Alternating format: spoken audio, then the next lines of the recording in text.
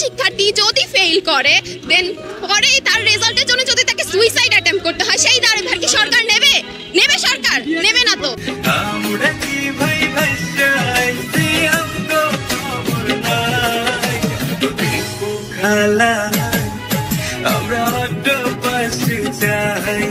আসসালামু আলাইকুম, welcome to BD study apps. Hello প্রিয় শিক্ষার্থী, তো তোমরা যারা ডিগ্রির দ্বিতীয় এবং তৃতীয় বর্ষে রয়েছো, আজকে ভিডিওটি তাদের জন্য।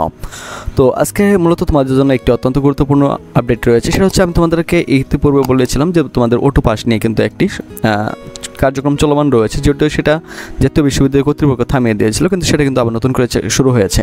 তো প্রথম থেকে শেষ পর্যন্ত দেখো, তো আশা করি সম্পূর্ণ বিষয়টি বুঝতে পারবে। তো চলো শুরু করি আমাদের আজকের ভিডিওটি।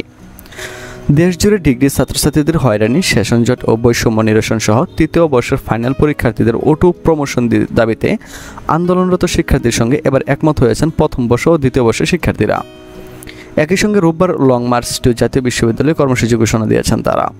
গত বুধবার এই কর্মসূচি ঘোষণা দেন শিক্ষার্থীরা। পরে বৃহস্পতিবার আন্দোলনরত শিক্ষার্থীদের সঙ্গে একত্রতা পোষণ করেন প্রথম ও দ্বিতীয় বর্ষের শিক্ষার্থীরা। নতুন কর্মসূচি বিষয়ে ডিগ্রি বৈষম্য নিরসন ছাত্র আন্দোলন কর্মসূচি বিষয়ে ঢাকা বিভাগীয় কেন্দ্রীয় টিমের অন্যতম সমন্বয়ক মামুন চৌধুরী বলেন, কর্মসূচির অংশ হিসেবে রোববার 29 সেপ্টেম্বর সারা দেশে যেসব স্থানে আমাদের ডিগ্রি বৈষম্য নিরসন ছাত্র আন্দোলন হচ্ছে সেসব পয়েন্ট থেকে জাতীয় বিশ্ববিদ্যালয়ের অভিমুখে নতুন কর্মসূচি পালিত হবে। শিক্ষার্থীরা বলেন, আমরা সবাই আমাদের নিজেদের সমস্যা সমাধানের লক্ষ্যে একত্রতা ঘোষণা করেছি। জাতীয় ডিগ্রি কোর্সের সেশন চিরতর বন্ধ করতে হলে আমাদের সমস্যা নিরসনে অটো পাস দিতে হবে এবং তৃতীয় বর্ষের ফাইনাল শিক্ষার্থীদেরও অটো পাস প্রমোশন দিয়ে আমাদের সবার দ্রুত একসঙ্গে ফলাফল ঘোষণা করতে হবে। জানা যায়, জাতীয় বিশ্ববিদ্যালয়ের অধীনে ডিগ্রি কোর্সে অধ্যয়নরত ছাত্রছাত্রীদের বেশিরভাগই নিয়মিত অনিয়মিত প্রাইভেট ও সার্টিফিকেট কোর্সের এবং নিম্ন মধ্যবিত্ত পরিবারের সন্তান।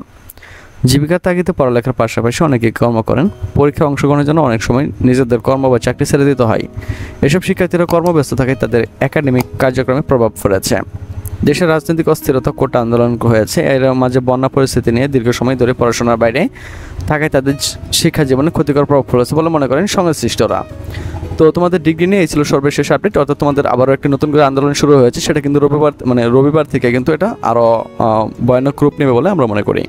তো তুমি যদি এই বিষয়ে আরও অনেক তথ্য পেতে চাও, ডিগ্রি যখনই যেই তথ্য আসে সেটা তুমি যদি পেতে চাও, এবং যদি তুমি আর যদি তোমাদের মূলত পরীক্ষা নেয়, তাহলে তুমি যদি 100% কমন সাজেশন পেতে চাও, তাহলে অবশ্যই কিন্তু আমাদের চ্যানেলটিকে সাবস্ক্রাইব করে পাশে থাকবে আর ভিডিওটি একটু শেয়ার করে দেবে, আর ফলে তোমার দ্বারা অনেক মানুষ উপকৃত হতে পারবে।